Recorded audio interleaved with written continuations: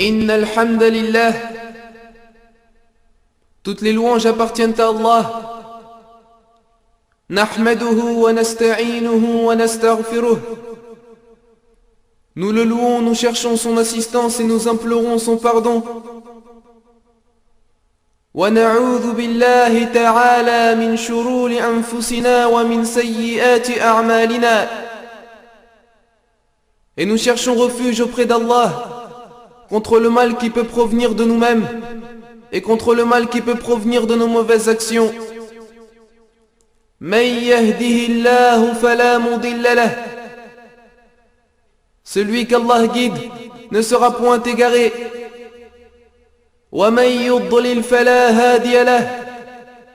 Et celui qu'Allah égare ne trouvera jamais de guide. وأشهد أن لا إله إلا الله وحده لا شريك له. Et je témoigne que nul ne mérite d'être adoré en dehors d'Allah, l'unique sans associé. وأشهد أن نبينا محمدا عبد الله ورسوله. Et je témoigne que notre prophète Mohammed est son serviteur et son messager. يا أيها الذين آمنوا اتقوا الله حق تقاته ولا تموتن إلا وأنتم مسلمون. Ô vous qui croyez, craignez Allah comme il doit être craint et ne mourrez qu'en pleine soumission. يا أيها الناس اتقوا ربكم الذي خلقكم من نفس واحدة. Ô vous les hommes, craignez votre Seigneur qui vous a créé d'un seul être. وَخَلَقَ مِنْهَا زَوْجَهَا. Et qui a créé de celui-ci son épouse. وَبَثَّ مِنْهُمَا رِجَالًا كَثِيرًا وَنِسَاءً. Et qui a fait répandre sur terre beaucoup d'hommes et de femmes. وَاتَّقُوا اللَّهَ الَّذِي تَسَاءَلُونَ بِهِ وَالْأَرْحَامِ. Et craignez Allah au nom duquel vous vous implorez les uns les autres. Et craignez de rompre les liens du sang. Inna Allah kana alaykum raqiba. Certes Allah vous observe parfaitement. Ya ayyuha alladhina amanu ittaqullaha wa qulu qawlan sadida. Ô vous qui croyez, craignez Allah et parlez avec droiture. Yuslih lakum a'malakum. Afin qu'il améliore vos actions. Wa yaghfir lakum dhunubakum. Et qu'il vous pardonne vos péchés. وَمَن يُطِعِ اللَّهَ وَرَسُولَهُ فَقَدْ فَازَ فَوْزًا عَظِيمًا. Et quiconque obéit à Allah et à son messager obtient certes une grande réussite. Mes chers frères et sœurs, qu'Allah salue ces nobles visages bénis et clairs, et qu'Allah purifie ces âmes, et qu'Allah ouvre ces poitrines. Et je demande à Allah tabaraka wa ta'ala qui nous a réunis ce jour-là pour lui obéir, qu'il nous rassemble dans l'au-delà avec Imam al-Nabiyyin, avec l'imam des prophètes, wa Sayyid al-Mursalin, et le plus noble des messagers, qu'il nous réunisse dans son paradis et dans la demeure de sa miséricorde. Lui seul en a la capacité et le pouvoir. Mes chers frères et sœurs, ceci est notre 4e rencontre parmi les rencontres de la série Marahil ad-Dar al-Akhirah, étape vers la demeure dernière. Et nous avions certes lors de notre dernière rencontre évoqué ce qu'était la mort et décrit les souffrances de la mort et ainsi que la manière avec laquelle l'ange de la mort enlève l'âme du corps. Quant à aujourd'hui, mes chers frères et sœurs, notre sujet sera d'énumérer ce qu'il consiste à faire en présence de l'agonisant. Mais avant de rentrer au cœur de ce sujet, je souhaiterais tout d'abord répondre à une question que certains frères se sont posées. Et la question est de savoir comment l'ange de la mort peut-il être capable de retirer plusieurs âmes, se trouvant dans différents endroits, et ce en même temps. Comment l'ange de la mort peut-il retirer plusieurs âmes se trouvant dans différents endroits de la terre, et cela au même moment? Eh bien mes chers frères et sœurs, la réponse est qu'Allah est capable de toutes choses. En effet, Wallahu ala kulli shay'in qadir, wa huwa rabbul arbab, wa musabbibul asbab, wa khaliqu khalqihi min turab, wa huwa alladhi lanat li qudratihi shada'idu silab. Allah est capable de toutes choses, et c'est lui le Seigneur de tous les seigneurs, et c'est lui l'auteur de toutes les causes, et il a créé sa créature de terre, et les forces puissantes se sont adoucies, soumises à sa puissance. Et sachez mes chers frères et sœurs, que les critères de l'au-delà sont différents des critères de ce bas monde. Et j'aimerais que l'on se mette d'accord sur un point, et ce dès le début de cette noble et précieuse série, à savoir que toutes les informations qui nous ont été transmises par Allah Jalla wa Ala et par notre prophète sallallahu alayhi wa sallam et appartenant au monde invisible se doivent d'être admises et se doivent d'être acceptées, et cela même si cela dépasse notre compréhension et même si cela dépasse notre raison et notre conscience, car la première caractéristique que doivent remplir les pieux est citée dans le Coran est la croyance au monde invisible. Allah nous dit Bismillahirrahmanirrahim, Alif Lam Mim, Dhalika al-kitabu la rayba fihi hudan lil muttaqin. Voici le livre au sujet duquel il n'y a aucun doute, et c'est un guide pour les pieux. Alladhina yu'minuna bil ghayb, ceux qui croient au monde invisible.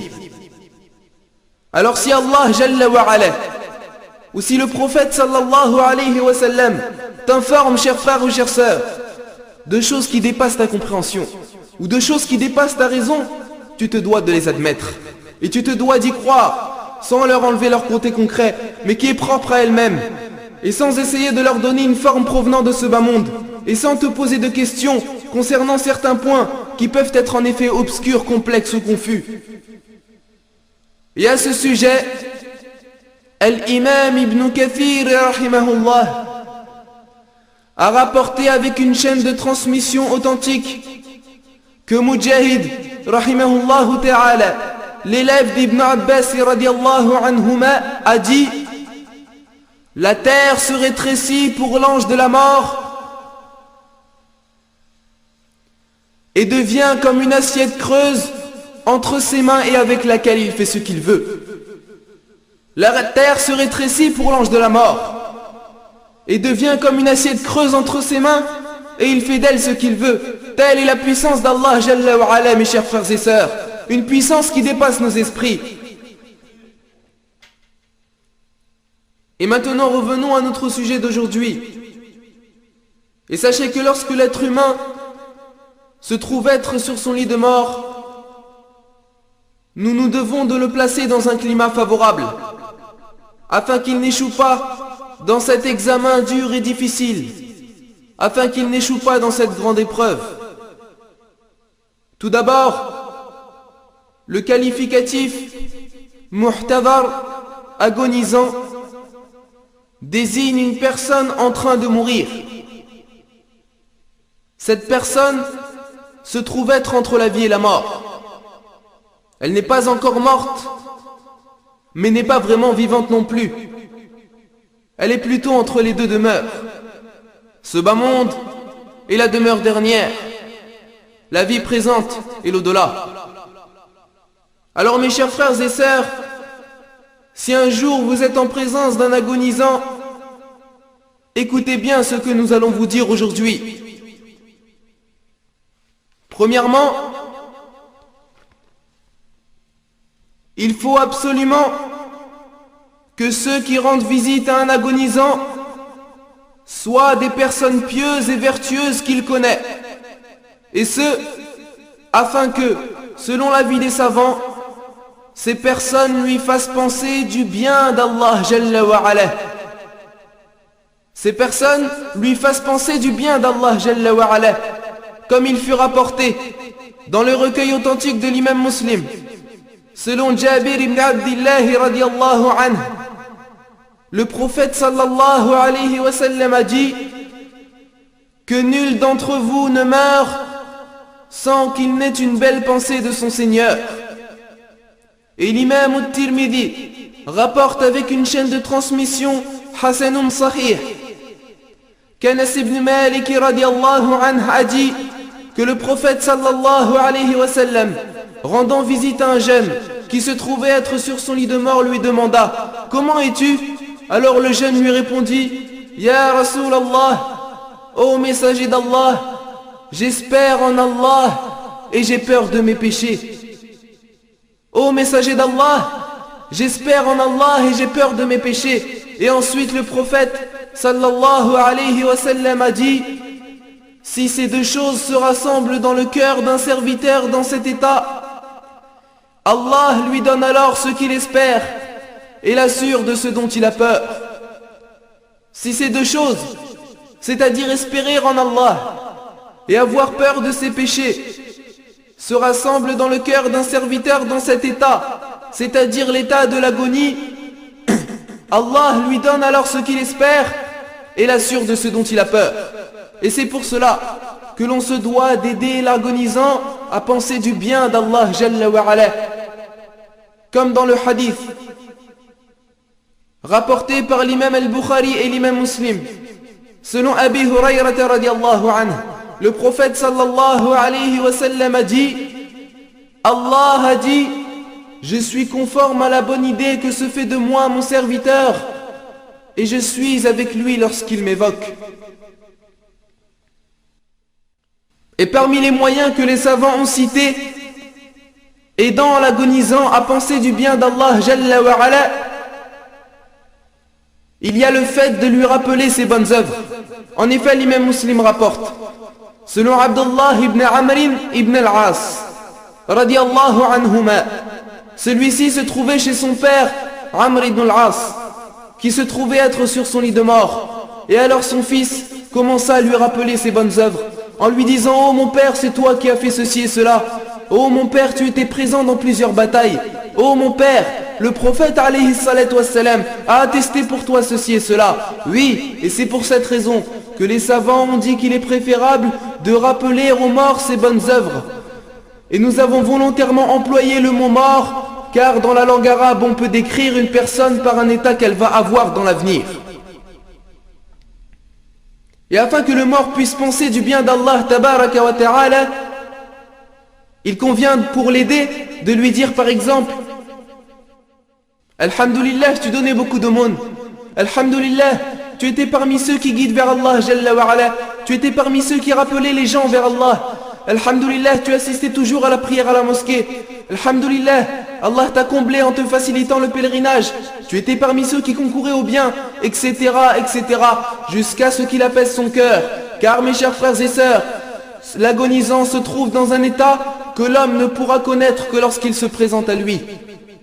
Et il faut également que celui qui a un agonisant chez lui, ou bien celui qui est en présence d'un mort en train de rendre l'âme, ne dise que du bien, et qu'il n'invoque Allah que par le bien. Et ceci fut confirmé dans le hadith rapporté par l'imam Muslim, selon Salama radiallahu anha, que le prophète sallallahu alayhi wa sallam a dit: n'invoquez pour vous-même que du bien, car les anges diront Amin après chaque invocation. Et certes, ce qui afflige les cœurs et ce qui fait couler les larmes, c'est de voir des gens rire alors qu'ils sont auprès d'un agonisant, ou bien de voir des gens qui parlent de ce bas monde devant lui, ou encore des gens qui fument, ou bien d'autres, wal'iyadu billah, qu'Allah nous en protège. Et cela prouve la dureté des cœurs, et cela prouve la dureté de leurs sentiments, et cela prouve également que ces gens n'éprouvent aucune terreur face à cette image terrifiante. Et je ne pense pas que beaucoup de monde parmi vous ait déjà vu un agonisant en train de donner son âme à son créateur. Al-Hasan al-Basri rahimahullah, après avoir rendu visite à un frère qui se trouvait être sur son lit de mort, et après avoir vu ce qu'il a enduré des affres et des souffrances de la mort, rentra chez sa famille avec un autre visage. Et sa femme lui a alors dit: Ya Hassan, viens manger, qu'Allah soit clément avec toi. Et il lui répondit: oh ma femme, gardez votre nourriture et gardez votre boisson, car wallahi aujourd'hui j'ai vu une scène à laquelle je vais préparer des bonnes œuvres jusqu'à ce que je la retrouve.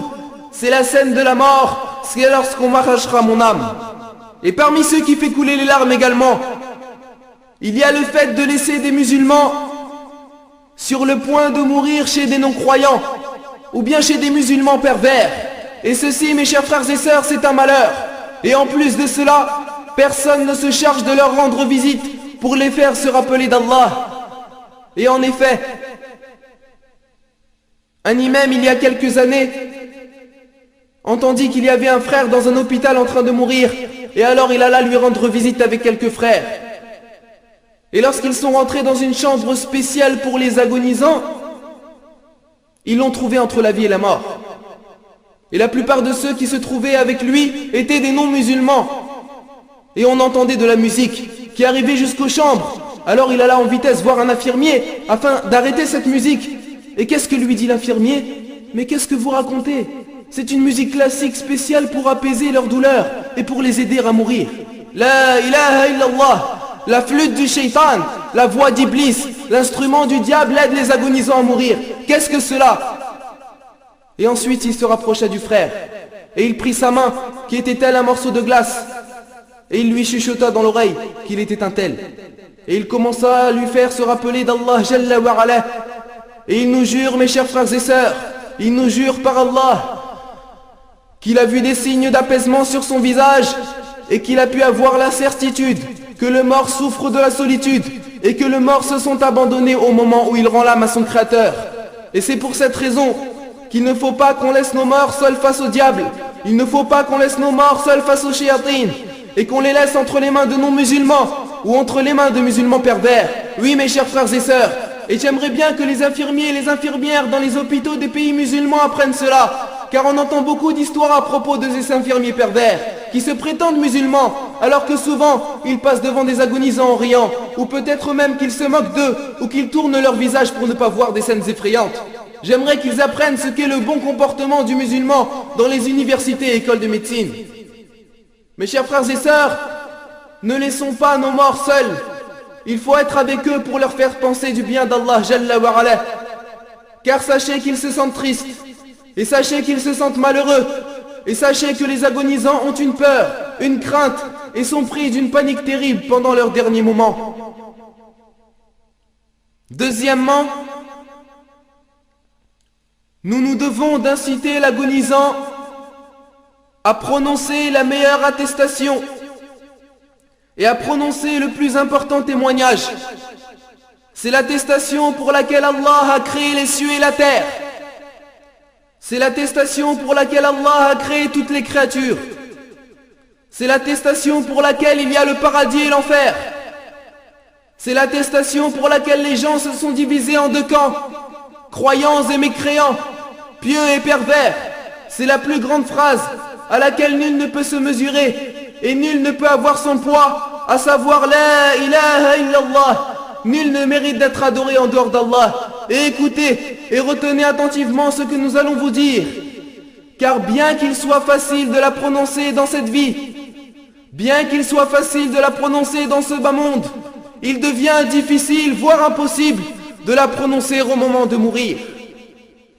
Tout être humain peut la prononcer de son vivant, mais sur son lit de mort, la prononcer devient toute une autre affaire.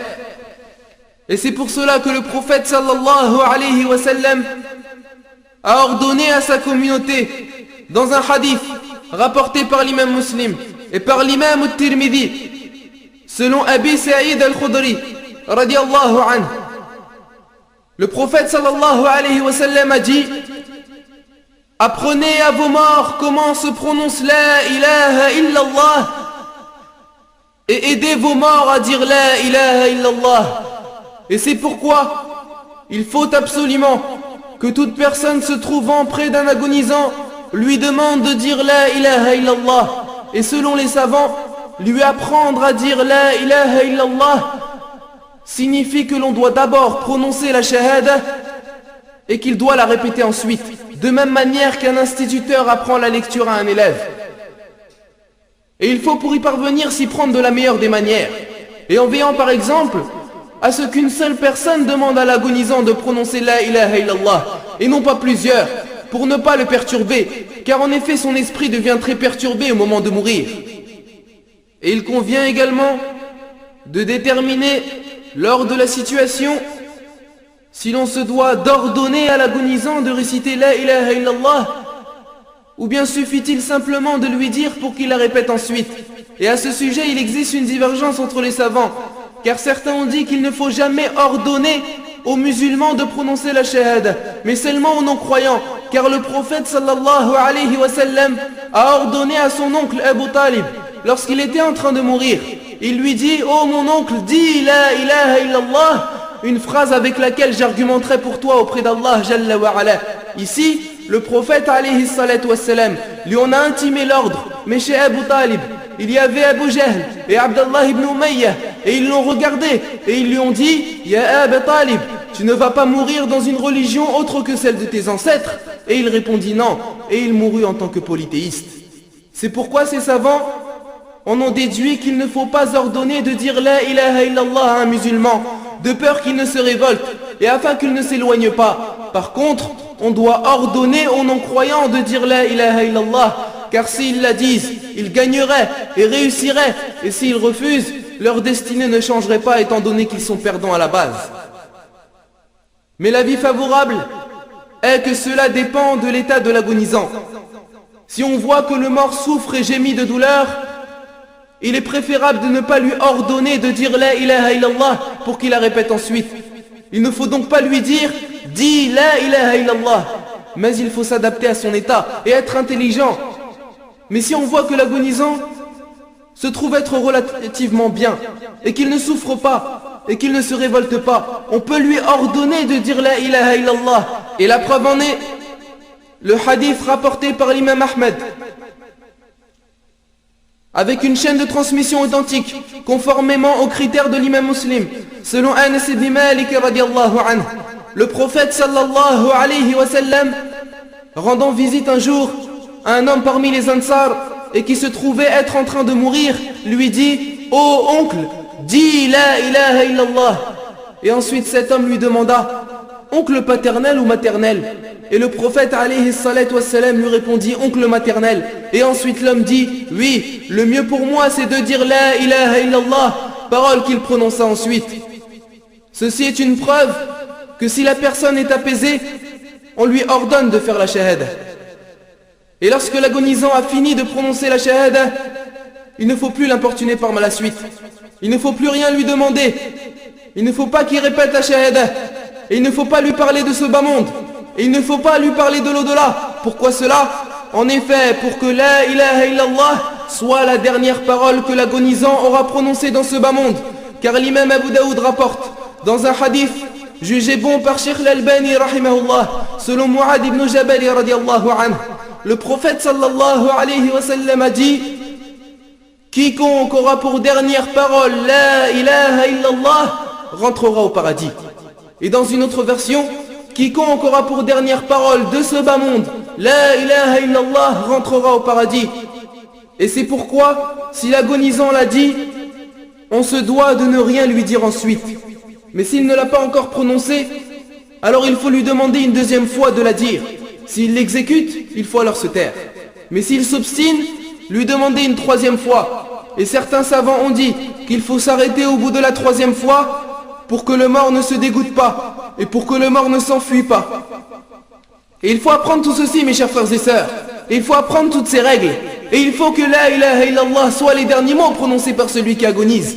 Et l'imam al-Bazzar, rahimahullah, rapporte avec une chaîne de transmission bonne que le prophète sallallahu alayhi wa sallam a dit: quiconque aura pour dernière parole la ilaha illallah avant de mourir finira par entrer un jour au paradis en dépit de ce qui peut lui arriver avant ce jour.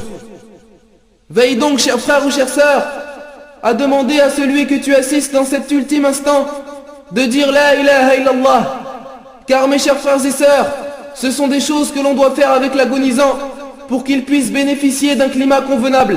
Et certains savants ont de même dit qu'il est préférable de lui donner un peu d'eau en la faisant passer en petite quantité, car sa gorge à ce moment est très sèche dans ces moments-là, et ceci afin de l'aider à prononcer la shahada.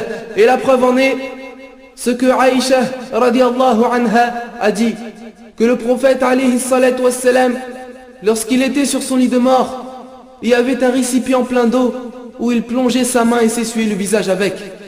Alors il n'y a aucun mal à faire cela à un homme qui agonise. Et tout ce que l'on vient de dire, mes chers frères et sœurs, ne sont que des moyens qui peuvent aider l'agonisant à faire sa profession de foi. Ils ne sont que des moyens qui peuvent l'empêcher de faire des écarts. Cependant, le vrai secours ne peut venir que d'Allah Jalla wa Ala. Et Allah n'apporte son aide et son secours qu'aux croyants pieux et véridiques. Et en effet, Allah Jalla wa Ala nous dit: Yuthabbitu Allahu alladhina amanu. Allah raffermit les croyants bil qawli thabit, par une parole ferme, fil hayati dunya wa fil akhirah, dans la vie présente et dans l'au-delà. Wa yudillu Allahu adh-dhalimin, tandis qu'Allah égare les injustes. Wa yaf'alu Allahu ma yasha, et Allah fait ce qu'il veut. Ce verset est immense, mes chers frères et sœurs. Et Allah donne aux pieux ce qu'il leur faut au moment de la mort. Et Allah donne aux pieux ce qu'il leur faut dans leur tombe, et ce qu'il leur faut dans la vie présente, et ce qu'il leur faut dans l'au-delà. Et Allah, par sa générosité, a décidé que tout serviteur mourra sur ce qu'il a vécu. Et tout serviteur sera ressuscité selon l'état dans lequel il était mort. Ainsi, quiconque vit dans le monothéisme, et quiconque vit dans la religion d'Allah Jalla wa Ala, et quiconque vit sous la ilaha illallah, et quiconque n'adore nulle divinité en dehors d'Allah tabaraka wa ta'ala, et quiconque ne se soumet à aucun Dieu ni Seigneur en dehors d'Allah dans cette vie présente, et quiconque applique les exigences et les conditions de cette phrase immense, Allah lui donnera confiance sur son lit de mort. Mais quiconque adore une autre divinité qu'Allah, et quiconque prend un Dieu ou un Seigneur en dehors d'Allah, quel que soit ce Seigneur, une idée, une personne, ou une voix, ou une opinion, ou une organisation, ou d'autres, alors Allah ne lui accordera pas de tranquillité, et donc il ne pourra en aucun cas prononcer la ilaha illallah, même si tous les savants de la terre se rassemblent autour de lui pour l'aider à prononcer l'attestation de foi. Car mes chers frères et sœurs, al-jaza'u min jinsil amal, les conséquences sont de même nature que les actes. Allah nous dit: wa yudillu Allahu adh-dhalimin, tandis qu'Allah égare les injustes. Wa yaf'alu Allahu ma yasha, et Allah fait ce qu'il veut. Les injustes se verront égarés et tentés par Allah Jalla wa Ala. Et les gens sont différenciés au moment de la mort. Il y en a qu'Allah raffermit, et il y en a d'autres qu'Allah égare. Il y a des monothéistes, et il y a des associateurs. Il y en a qui sont ravis de la rencontre d'Allah Jalla wa Ala, et d'autres qui détestent sa rencontre, wal'iyadu billah. On demanda à un alcoolique sur son lit de mort: dis la ilaha illallah, et il répondit: verse-moi du vin et bois. Et on demanda à un adorateur de ce bas monde, un commerçant qui ne vivait dans cette vie que pour son commerce, et n'avait comme souci que ce qu'il rentrait et sortait comme argent. Il était sur son lit de mort, et on lui demanda de dire la ilaha illallah, et il répondit: combien vendez-vous cette marchandise? Et un autre dit: c'est une marchandise pas chère.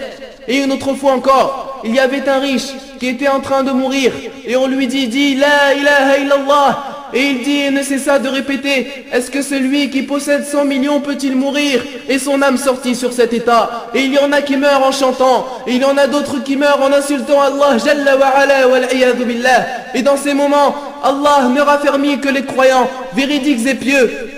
L'attestation de la croyance et du monothéisme, mes chers frères et sœurs, comme nous l'avons dit auparavant, est facile à prononcer dans cette vie, mais au moment de la mort, le raffermissement provient d'Allah et non de toi. C'est en fonction de tes actes, c'est en fonction de ton cœur, c'est en fonction de ce que tu vivais. Si tu étais un croyant véridique, alors tu mourras parmi les croyants véridiques. Mais si tu étais un hypocrite, et si tu étais un traître, Allah te délaissera. Car Allah nous dit: Nasullaha fa nasiyahum, innal munafiqina humul fasiqun.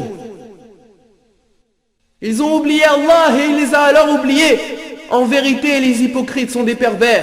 Oui, yuthabbitu Allahu alladhina amanu. Allah raffermit les croyants bil qawli thabit fil hayati dunya wa fil akhirah, par la parole ferme dans cette vie présente et dans l'au-delà. Alors faisons des bonnes œuvres pendant toute notre vie. Et il fut rapporté dans les recueils authentiques de l'imam al-Bukhari et l'imam Muslim, selon Sahl ibn Sa'd radiyallahu anhu, que le prophète sallallahu alayhi wa sallam a dit: les derniers actes de la vie, les actes accomplis à la fin de la vie sont ceux qui comptent le plus. Tu espères le salut, mais tu ne fais pas ce qu'il faut pour l'avoir. Et le bateau ne pourra jamais naviguer sur terre. Alors mes chers frères et sœurs, l'agonisant ne pourra prononcer que ce qu'il avait l'habitude de prononcer auparavant. Et je demande à Allah tabaraka wa ta'ala qu'il nous raffermisse par la parole ferme dans la vie présente et dans l'au-delà, et qu'il fasse que la ilaha illallah soit la dernière parole qu'on prononce avant notre mort. Lui seul en a la capacité et le pouvoir. Toutes les louanges appartiennent à Allah, et que la paix et les bénédictions d'Allah soient sur le sceau des prophètes. Et je témoigne que nul ne mérite d'être adoré en dehors d'Allah, l'unique sans associé. Et je témoigne que le prophète Mohammed est son serviteur et son messager. Qu'Allah l'évoque en bien auprès de lui dans les grandes assemblées. Et qu'Allah le préserve de tout mal dans ce bas monde et dans l'au-delà.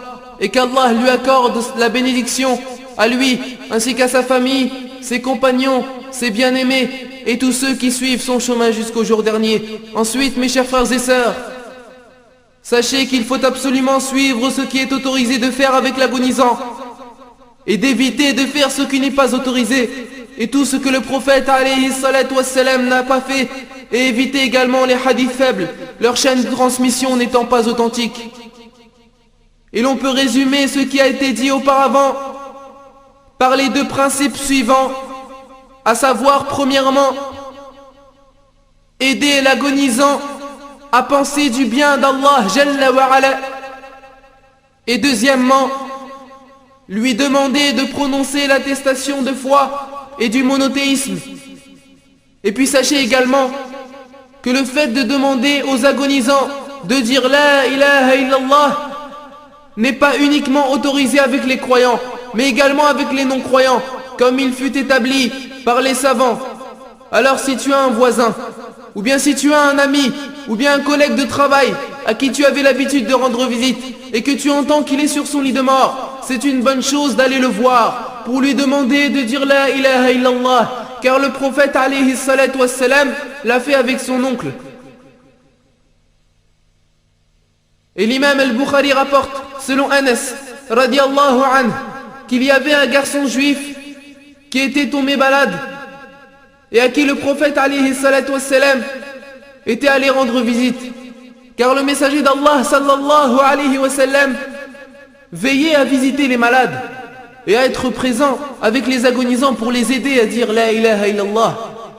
Ce garçon juif travaillait chez le prophète alayhi salatu wassalam.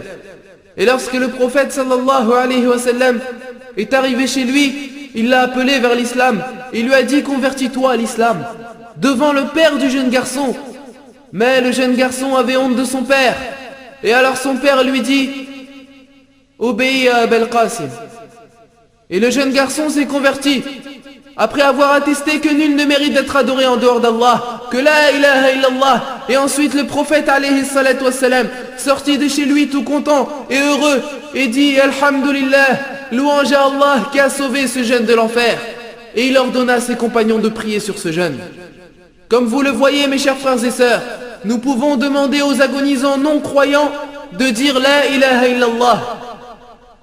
Et sachant que la récompense pour celui qui guide quelqu'un vers la voie d'Allah est inestimable, comme le prophète alayhi salatu wassalam l'a affirmé dans un hadith dans lequel il s'est adressé à Ali radiallahu anhu en lui disant: le fait qu'Allah guide par ta cause un homme vers sa voie a plus de valeur que tout le bien sur lequel le soleil a pu se lever. Et on ne peut pas savoir. Peut-être que ce dernier avait caché sa croyance pendant toute sa vie, ou peut-être a-t-il fait du bien dans sa vie, et Allah Jalla wa Ala sera miséricordieux avec lui en lui clôturant sa vie par la croyance et le monothéisme. Alors il est autorisé de leur demander de dire la ilaha illallah, et les savants ont établi que ce n'est pas qu'aux plus âgés et ce n'est pas qu'aux pubères que l'on peut demander de dire la ilaha illallah, mais également aux jeunes et aux petits qui comprennent.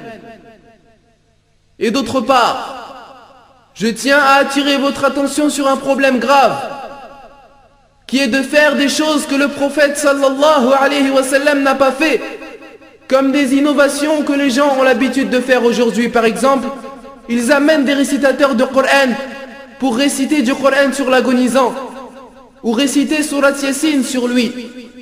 Mais sachez, mes chers frères et sœurs, que le hadith où le prophète alayhi salatu wassalam dit « Récitez sur vos morts Surat Yasin » est un hadith faible qu'on ne peut pas considérer comme preuve.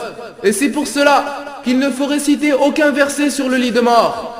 Et il existe également certains ignorants qui mettent le Coran sous la tête de l'agonisant, alors que lorsqu'il était malade et que les gens lui rendaient visite à l'hôpital, on lui amenait des magazines et des journaux pour faire couler le temps, comme ils le prétendent. Mais le Coran, il ne le lui amenait pas, jusqu'à ce que son âme quitte son corps. Et à ce moment-là, que va-t-il avoir comme bénéfice du Coran? Cela, c'est une ignorance immense. Et il est formellement interdit de mettre le Coran sous la tête de l'agonisant, ou bien de lire le Coran sur lui, car ni le prophète alayhi salatu wassalam, ni ses compagnons radiallahu anhum ne l'ont fait, et les hadiths cités à ce sujet sont faibles, et ne peuvent en aucun cas servir de preuve conformément au dire de nos savants. Et il faut également avertir les gens au sujet d'une chose qu'il ne faut pas faire, car cela fait du mal aux anges, qui sont créés d'une lumière, et de ce fait ce sont des créatures nobles. Cette chose est la présence d'images. Alors il faut absolument enlever les images sur les murs de la maison où se trouve l'agonisant, car l'imam Muslim rapporte, selon Abi Hurayrata radiallahu anhu, que le prophète sallallahu alayhi wa sallam a dit: les anges ne rentrent jamais dans une maison qui contient des statues et des images.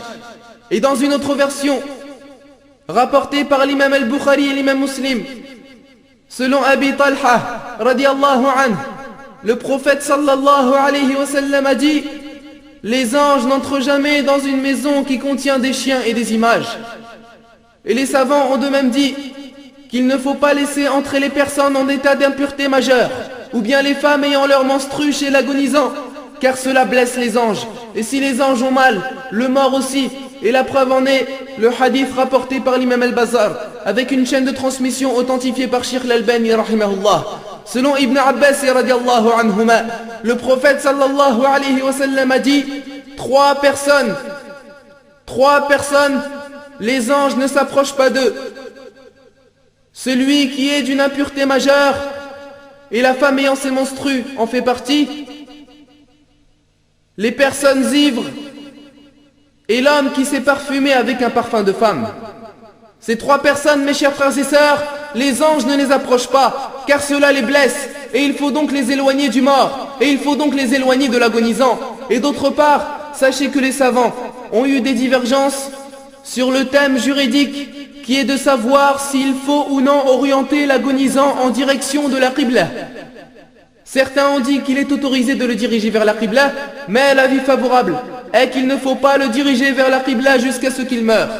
Mais avant sa mort, ceci n'est pas autorisé. Et la preuve en est ce que Aïcha radiallahu anha, lorsqu'elle a parlé de la mort du prophète alayhi salatu wassalam, a dit que le prophète sallallahu alayhi wa sallam est mort avec sa tête sur sa poitrine à elle. Et elle n'a pas rapporté qu'elle l'avait dirigé vers la Qibla. Et elle n'a pas dit que le prophète alayhi salatu wassalam lui a demandé de le diriger vers la Qibla.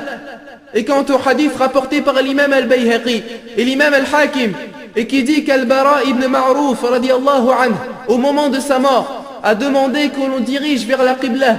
Et lorsqu'ils ont annoncé cela au prophète alayhi salatu wassalam, celui-ci a dit: et il a fait ce que la nature humaine préfère. Ce hadith est jugé faible par Sheikh al-Albani rahimahullah dans son livre Les règles des enterrements. Et en ce qui concerne le hadith rapporté par l'imam Abu Daoud et authentifié par Sheikh al-Albani rahimahullah, qu'un homme a dit au prophète alayhi salatu wassalam: quels sont les grands péchés? Alors le prophète alayhi salatu wassalam a cité 7 péchés, et parmi eux le fait de profaner la maison sacrée qui est votre direction vivant et mort. Ce hadith ne prouve pas qu'il est autorisé de diriger l'agonisant vers la Qibla, car il a dit: la maison sacrée, votre direction vivant et mort. Et le vivant se dirige vers cette direction pour prier et pour invoquer Allah. Et lorsque le prophète alayhi salatu wassalam a dit « est mort », ce sont les morts que l'on dirige vers la Qibla. Et un jour, quelqu'un a posé une question à Omar ibn al-Khattab radiallahu anhu sur la maison sacrée, et il lui a répondu: Ce ne sont que des pierres qu'Allah a mises pour nous, pour qu'on se dirige vers elles lors de notre vivant et pour qu'on oriente nos morts vers elles.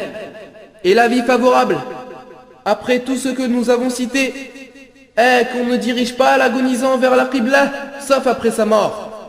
Et nous verrons dans le prochain prêche, Inch'Allah, ce qu'il faut faire avec nos morts, car ce sont des lois juridiques que tous les musulmans doivent apprendre et appliquer. Et bien sûr faire ce que le prophète alayhi salatu wassalam a fait, et éviter de faire ce qu'il n'a pas fait, ainsi que les hadiths faibles qui ne sont pas authentifiés. Et lorsque son âme quitte son corps, il quittera notre monde visible pour le monde invisible. Il quittera ce bas monde pour rejoindre l'au-delà. Et ici, il est bien de revenir au hadith d'Al-Bara ibn Azib, radiallahu anhu, qui est rapporté par l'imam Ahmed et par l'imam Abu Daoud et authentifié par Sheikh Al-Albani, rahimahullah, où le prophète, alayhi salatu wassalam, a cité de quelle façon l'âme du croyant quitte son corps. Il nous dit, alayhi salatu wassalam, alors l'âme sort telle une goutte sortant d'une jarre, et les anges la recueillent et ne lui laissent même pas le temps d'un clin d'œil entre les mains de l'ange de la mort. Ils la mettent dans un linceul en l'embaumant, et elle dégage alors une odeur plus parfumée que le musc. Les anges l'élèvent vers les cieux, et chaque fois qu'il passe un ciel, les anges qui s'y trouvent disent: à qui appartient cette âme? Comme elle est bonne son odeur. Et on leur répond: c'est l'âme d'un tel, fils d'un tel, en l'appelant par son plus beau nom qu'on lui donnait dans le bas monde. Et de là on en déduit qu'il faut donner des bons noms à nos enfants filles et garçons. Alors le prophète alayhi salatu wassalam dit: les anges demandent de leur ouvrir, et ils leur ouvrent et les accompagnent, et ainsi de suite, jusqu'à ce qu'ils arrivent au 7e ciel. Et là Allah ordonne aux anges: inscrivez le nom de mon serviteur que voici, parmi le rang des plus élevés, parmi al-Illiyin. Puis retournez avec son âme sur terre, car de la terre je les ai créés, et car en elle je les retourne, et car d'elle je les ferai sortir une fois encore. Alors auront l'âme au corps. Et mes chers frères et sœurs, je vais citer partie par partie les passages de ce long hadith qui ont un rapport avec notre sujet d'aujourd'hui. Puis, le prophète sallallahu alayhi wa sallam a dit en ce qui concerne l'âme du mécréant et l'âme du pervers: l'ange de la mort l'a saisit, comme on enfonce une tige de fer dans de la laine mouillée, et dès qu'il la prend, il ne la laisse pas en sa main plus que le temps d'un clin d'œil, et il la donne aux anges qui la mettent dans un linceul de poils, dégageant une odeur puante, la plus mauvaise que l'on puisse sentir sur terre. Et il monte au ciel, et en traversant les cieux, les anges qui s'y trouvent s'écrient: quelle mauvaise odeur! Et les anges de répondre: c'est un tel, fils d'un tel, en l'appelant par les plus mauvais noms par lesquels on l'appelait dans le bas monde. Et on demande de leur ouvrir, mais on ne leur ouvre pas. Et puis le messager d'Allah, sallallahu alayhi wa sallam, récita la parole d'Allah: Inna alladhina kadhabu bi ayatina wastakbaru anha. Pour ceux qui traitent de mensonges nos enseignements et qui s'en écartent par orgueil, la tufattahu lahum abwabu as-sama. Les portes du ciel ne leur seront pas ouvertes. ولا يدخلون الجنة حتى يلج الجمل في سم الخياط. Et ils n'entreront au paradis que lorsque le chameau pénétrera dans le trou d'une aiguille. كذلك نجزي المجرمين. Ainsi rétribuons-nous les criminels. Et Allah Jalla wa Ala dira alors: inscrivez-le parmi ceux qui sont dans l'abîme de la terre, parmi ceux qui sont à Sijjin. Et on jettera cette âme avec dédain. Et puis le messager d'Allah, sallallahu alayhi wa sallam, récita la parole d'Allah: wa man yushrik billah. Car quiconque associe à Allah, فكأنما خر من السماء. C'est comme s'il tombait du haut du ciel, فتخطفه الطير, et que les oiseaux le happaient, أو تهوي به الريح في مكان سحيق, ou que le vent le précipitait dans un abîme très profond. Puis on rend l'âme au corps, etc., etc. Et comme vous le voyez, mes chers frères et sœurs, après que l'âme ait vécu longtemps dans ce bas monde, en faisant des bonnes ou des mauvaises œuvres, il viendra le jour où son âme quittera son corps. Alors s'il était parmi les croyants pieux, Allah l'évoquera à ses anges proches, ainsi que les anges qui se trouvent entre les cieux et la terre. Et les cieux avec leur grandeur pleureront sur lui, et les sept terres avec leur immensité pleureront sur lui également. Car Allah a dit en citant la mort de la tribu de Fir'aun, فَمَا بَكَتْ عَلَيْهِمُ السَّمَاءُ وَالْأَرْضِ وَمَا كَانُوا مُنظَرِينَ. Ni le ciel ni la terre ne les pleurèrent, et ils n'eurent aucun délai. Et un jour il y avait un homme qui demanda à Ibn Abbas radiallahu anhuma, est-ce que le ciel et la terre pleurent sur quelqu'un? Alors il lui répondit, oui, chaque croyant a une porte dans le ciel, par où il recevra ses subsistances, et ses œuvres monteront à cette porte. Et lorsque la personne croyante meurt, le ciel pleure sur elle, et il manque à sa place de prière. Ô toi le serviteur monothéiste croyant, ô toi le serviteur obéissant à ton Seigneur, sache que si tu meurs, on pleurera pour toi, et tu manqueras à ta place de prière. Mais par contre, le mécréant, ou l'hypocrite, ou le désobéissant, rien ne pleurera pour lui, car il n'a pas de bonnes œuvres qui montent au ciel, ni des endroits sur la terre où il a obéi à Allah, car c'est lui qui, dès qu'il tournait le dos, parcourait la terre pour y semer le désordre et saccager culture et bétail. Et c'est lui qui disait sur cette terre, je suis votre Seigneur le Très-Haut. Et c'est lui à qui on disait, crains Allah. L'orgueil criminel s'empara de lui, l'enfer lui suffira et quel mot vil, certes. Voilà mes chers frères et sœurs, en ce qui concerne l'agonisant et ce que l'on doit faire avec lui. Et on continuera le discours incha'Allah ta'ala lors du prochain prêche, lorsque nous parlerons de ce qu'il faut faire lorsque l'âme quitte le corps et ce que la famille du défunt doit faire. Et je demande à Allah tabaraka wa ta'ala qu'il mette la bénédiction dans notre temps et dans notre vie, et qu'il nous mette parmi ceux qui prêtent l'oreille à la parole, puis suivent ce qu'elle contient de meilleur. Ce sont certes ceux qu'Allah a guidés, et ce sont eux les doués d'intelligence.